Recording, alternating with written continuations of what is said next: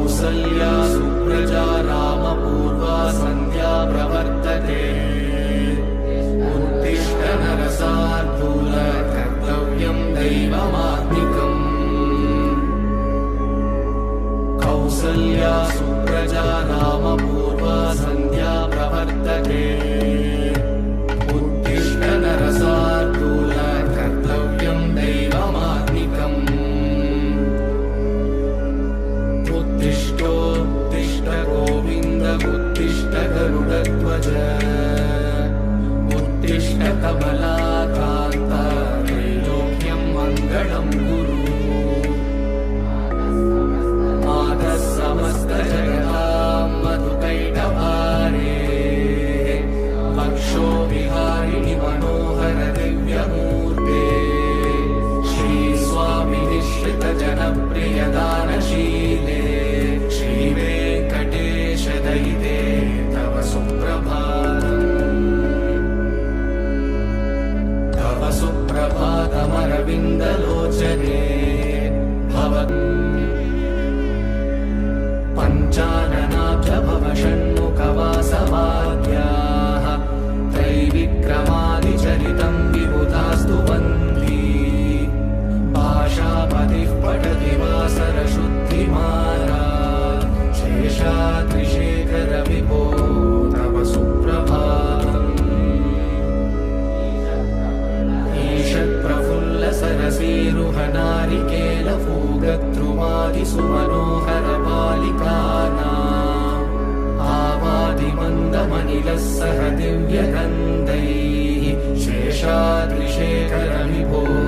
तव सुप्रभातम्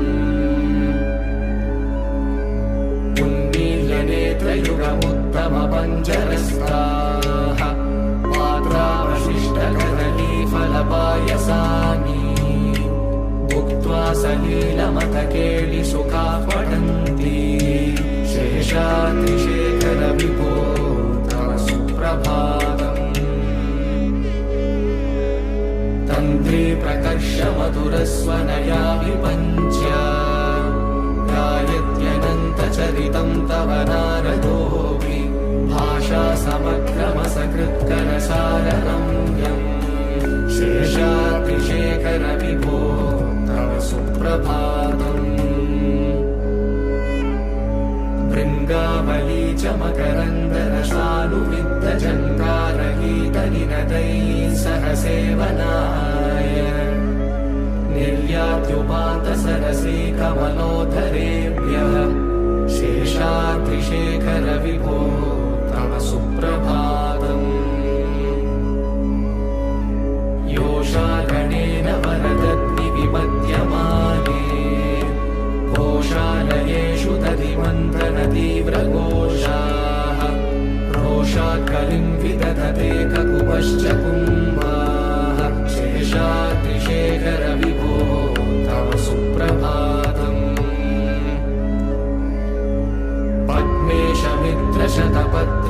पद्मेशमित्रशतपत्रकतालिवर्गाः हर्तुं श्रियं कुवलयस्य निजाङ्गलक्ष्म्या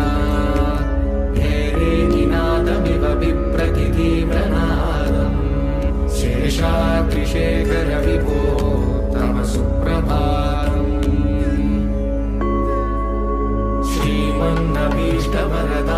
श्रीमन्नभीष्टवरदाखिललोकबन्धो श्री श्रीनिवास जगदेकदयैकसिन्धो श्रीदेवतागृहभुजान्तर दिव्यमूर्ते श्रीवेङ्कटाचलपते तव सुप्रभातम्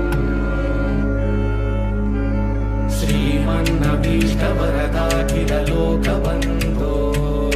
श्री श्रीनिवास जगदेकदयैकसिन्धो श्रीदेवतागृहभुजान्तर दिव्यमूर्ते श्रीवेङ्कटाचलपते तव सुप्रभातम् श्रीस्वामि पुष्करिणिकाप्लवनिर्मलाङ्गाः श्रेयोर्गिनो हरविरिञ्च सनन्दनार्याः द्वारे वसन्ति वरवेत्र हतोत्तमाङ्गाः श्रीवेङ्कटाचलपते तव सुप्रभातम् शेषशैलगरुडाचल वेङ्कटाद्रि नारायणाद्रि वृषभाद्रि वृषाद्रिमुख्या आख्यां त्वदीयवसतेरनिशं वदन्ति श्रीवेङ्कटाचलपते तव सुप्रभातम् सेवा परा शिव सुरेश कृशानुधर्म रक्षोऽम्बुनाथ पवमानधनादिनाथाः भद्राञ्जलि प्रविलसन्निज शीर्षदेशाः श्रीवेङ्कटाचलपते तव सुप्रभातम् धाडेषु ते विहंगराज मृगाधिराज नागाधिराज गजराज हयाधिराजाः स्वस्वाधिकारमहिमाधिगमर्तयन्ते श्रीवेङ्कटाचलपते तव सुप्रभातम्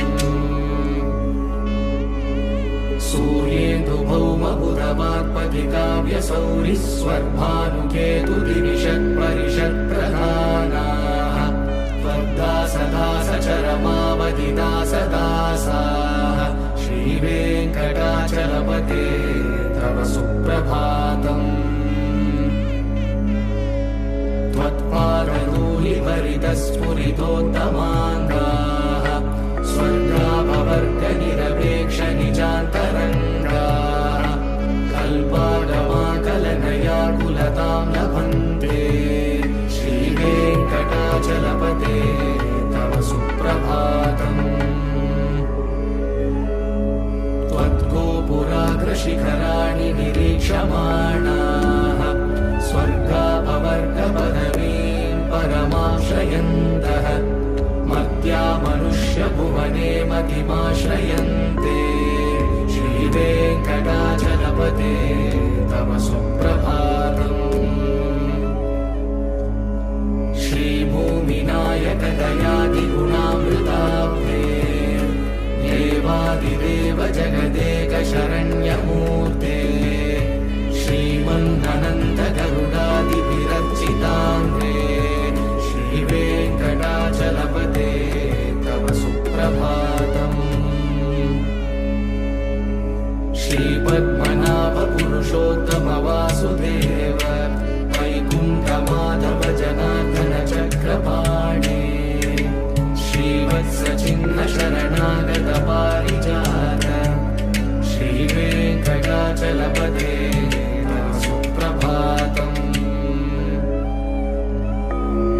कन्दर्पदर्पहर सुन्दर दिव्यमूर्ते कान्ताकुजाम्बुरुह कुट्मललोलदृष्टे कल्याण निर्मल गुणाकर दिव्यकीर्ते श्रीवेङ्कटाचलपते तव सुप्रभातम्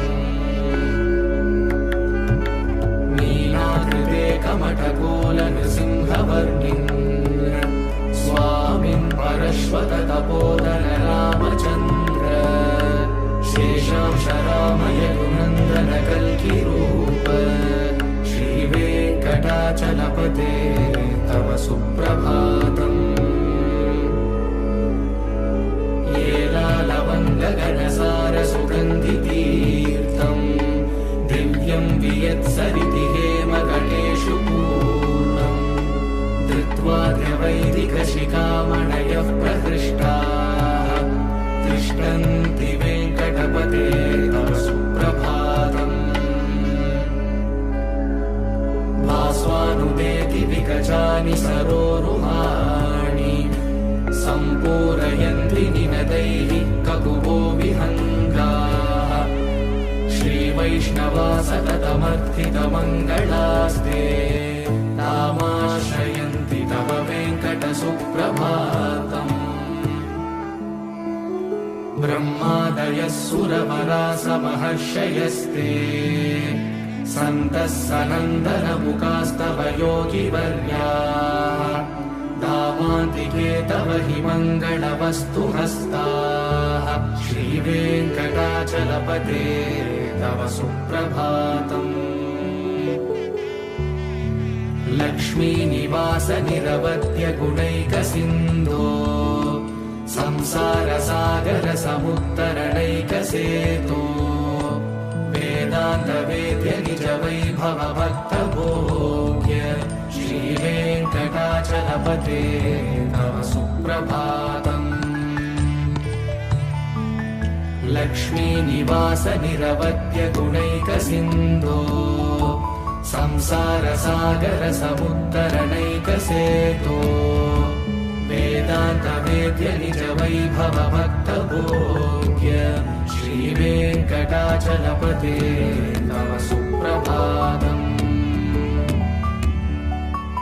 इत्थं वृषाचलपतेरिह सुप्रभातम्। ये मानवाः प्रतिदिनं पठितुं प्रवृत्ताः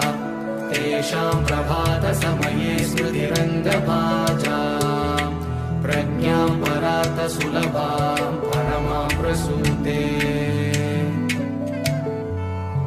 इत्थं वृषाचलपतेरिह सुप्रभातम्। ये मानवाः प्रतिदिनं पठितुं प्रवृत्ताः तेषां प्रभातसमये स्मृतिरङ्गभाजा प्रज्ञां परार्थसुलभां परमां प्रसूते।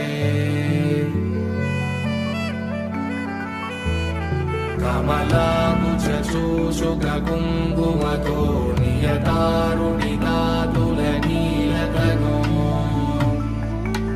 कमलायतलोचनलोकपते विजयी भव वेङ्कटशैलपते। कमलाकुचूषुककुङ्कुमतो नियतारुणितातुलनीलतनो कमलायतलोचनलोकपते विजयी भव वेङ्कटशैलपते। स चतुर्मुख षण्मुख पञ्चमुख प्रमुखाखिल दैवतमौलिमणे शरणागत वत्सल सारनिधे परिपालय मां वृषशैलपते। अतिवेलतया तव दुर्विषहैरनुवेलकृतैरपरादशतैः भरितं त्वरितं वृषशैलपते परया कृपया परिपाहि हरे। अधिवेङ्कटशैलमुदारमते जनता विमतादिगदानरता परदेव दयालनिदानि नमयि कमलादयिदानवरं कलये। कलवेणुरवावशको भवतु शतकोटिहृदा स्मरकोटिसमान् प्रतिवल्लभिकाभिमता सुखदा वसुदेवसुतानवरं कलये। अभिरामगुणाकरदाशरथे जगदेकधनुर्धर धीरमते रघुनायक राम रमेश विभो वरदो भवदेव दयाचलधे। अवनीतनया कमनीयकरं रजनीचरचारुमुखाम्बुरुहम् रजनीचरराजतमो मिहिरं महनीयमहं रघुराममये।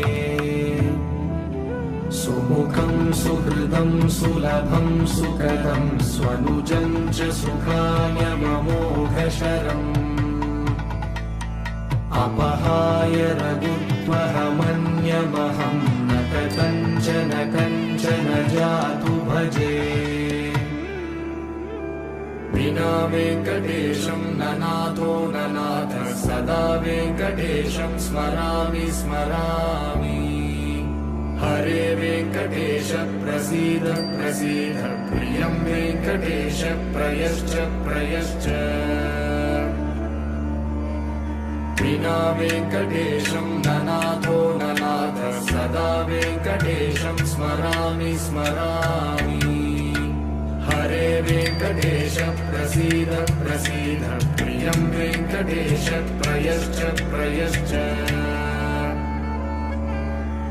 अहं दूरदृष्टे पदाम्बोजयुग्म प्रणामे च यागत्य सेवां करोमि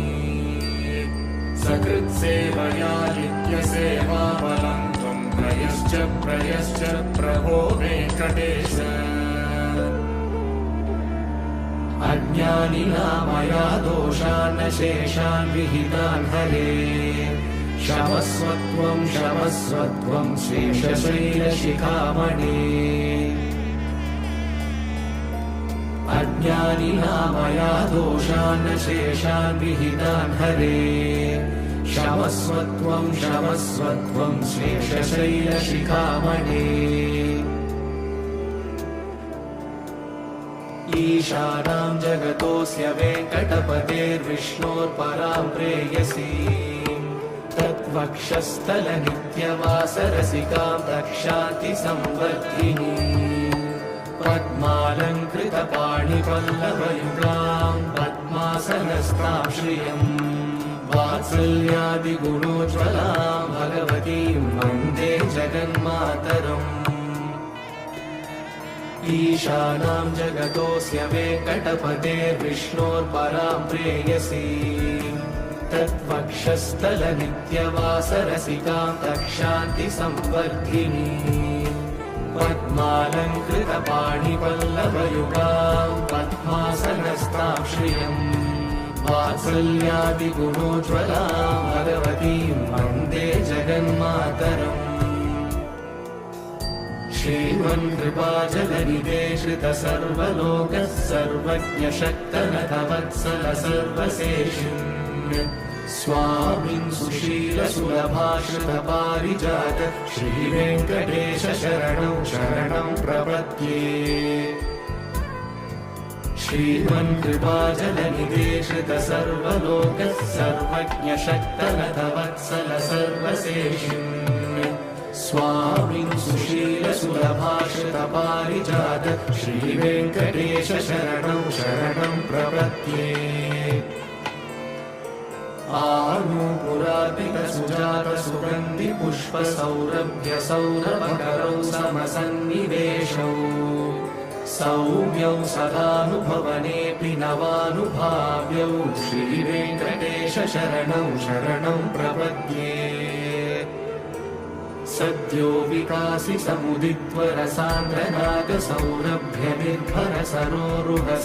समुदित्वरसान्द्रनागसौरभ्यनिर्भरसरोरुहसाम्यवार्ताम् सम्यक्षु साहसपदेषु विवेकयन्तौ श्रीवेङ्कटेश शरणौ शरणं प्रपद्ये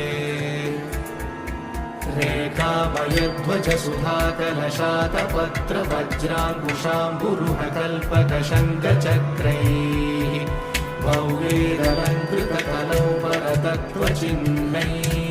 श्रीवेङ्कटेश शरणं शरणं प्रपद्ये ताम्रोदराद्युतिपराजितपद्मरागौ बाह्ये महोभिरविभूतमहेन्द्रनीलौ उद्यन्यकांशुभिरुदस्तशशाङ्कभासौ श्रीवेङ्कटेश शरणं शरणं प्रपद्ये सप्रेमगीतिकमलाकरपल्लवाभ्यां संवाहनेऽपि सपदि क्लबमादधानौ कान्ताभवान्मनसगोचरसौ कुमार्यौ श्रीवेङ्कटेश शरणं शरणं प्रपद्ये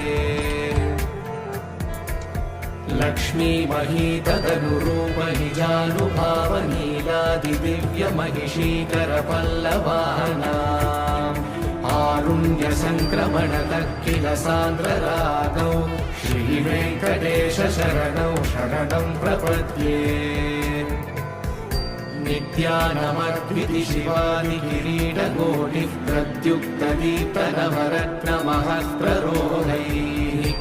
नीराजनाभिधिमुदारमुपाददानौ श्रीवेङ्कटेश शरणं शरणं प्रपद्ये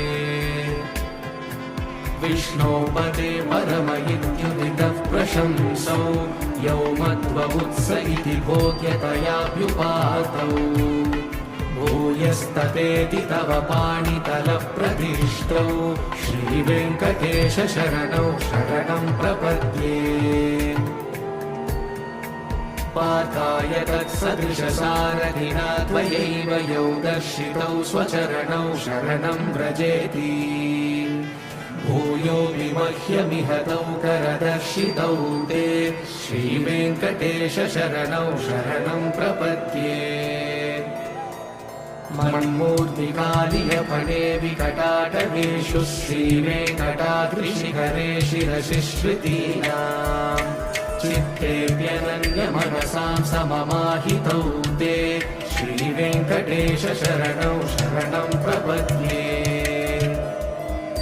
अम्लानहृष्यतवनीतरकीर्णपुष्पौ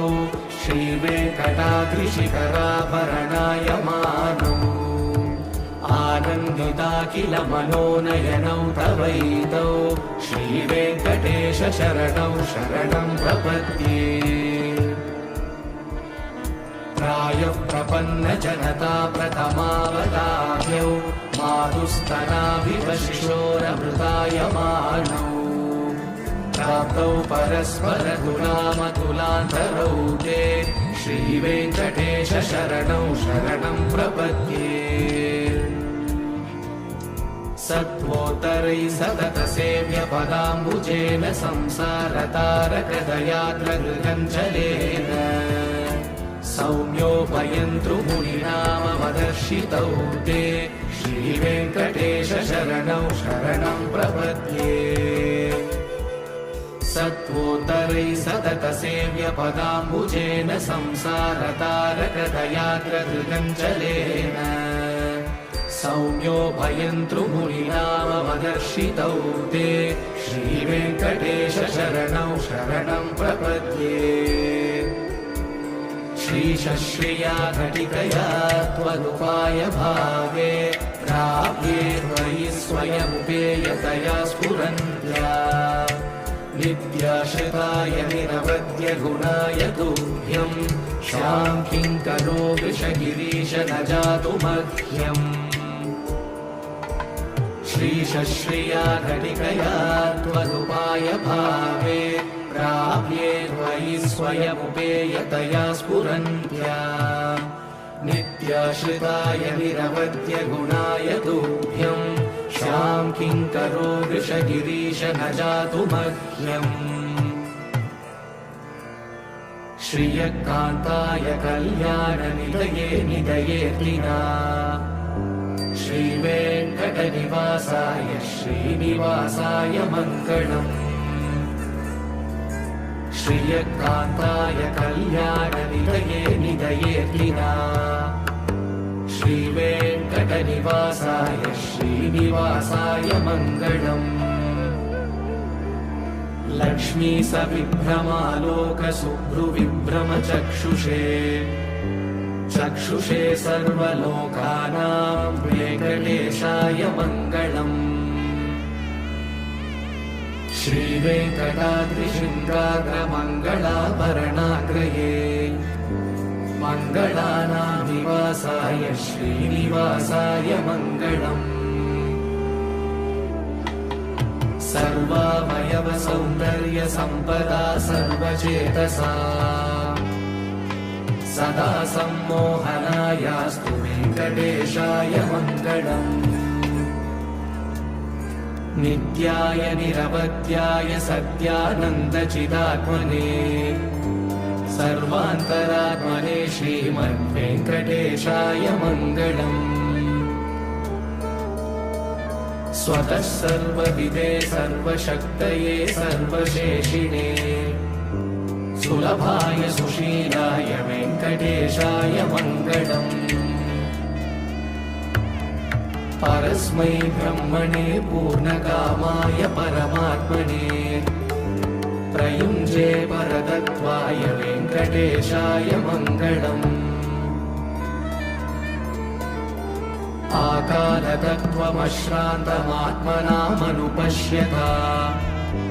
अतृप्यमृतरूपाय वेङ्कटेशाय मङ्गलम्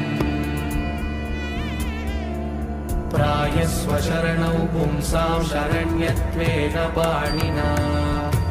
कृपया दिशते श्रीमद्वेङ्कटेशाय मङ्गलम् दयामृततरङ्गिण्यास्तरङ्गैरिव शीतलैः अपाङ्गैः सिञ्चते विश्वं वेङ्कटेशाय मङ्गलम् सद्भूषाम्बरहेतीनां सुषमावहमूर्तये सर्वार्थिसमनायास्तु वेङ्कटेशाय मङ्गलम् श्रीवैकुण्ठविरक्ताय स्वामि पुष्करिणीतटे रमया रममाणाय वेङ्कटेशाय मङ्गलम् श्रीवैकुण्ठविरक्ताय स्वामि पुष्करिणीतटे रमया रममाणाय वेङ्कटेशाय मङ्गलम्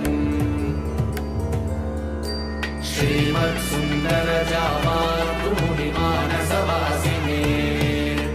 सर्वलोकनिवासाय श्रीनिवासाय